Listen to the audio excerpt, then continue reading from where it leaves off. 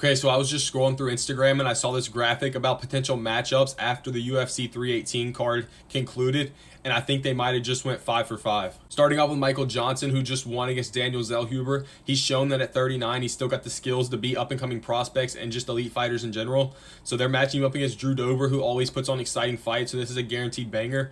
And if you truly know ball, you know what Drew Dober does against a certain type of fighter. D-Rod coming off a big win versus Kevin Holland. They're matching him up against Vicente Luque, who Kevin Holland coincidentally just beat.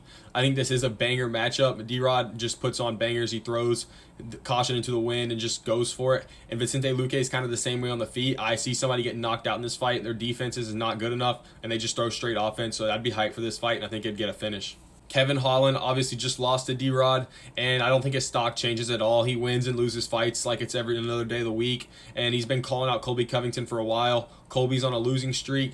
They both like to talk. I think this should be on a pay-per-view card where they have a press conference before the fight. That would do really good numbers, and I'd be hyped to see the fight.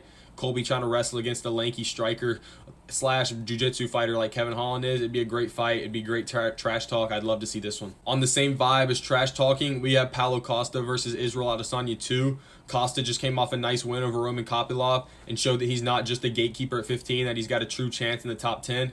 And Izzy is obviously coming off of some 3 straight losses. He called out Sean Strickland, but Sean Strickland's dealing with some legal trouble from that incident that occurred in the regional circuit fight. So I think Izzy versus Paulo Costa 2 would be a great fight. And finally, Max Holloway coming off the BMF win over Dustin Poirier. They're putting the BMF belt on the line against Charles Oliveira.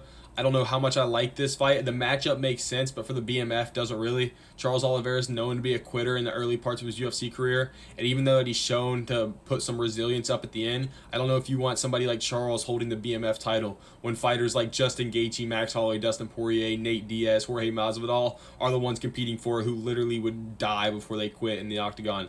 The matchup makes sense, but I don't think for the BMF that it makes too much sense.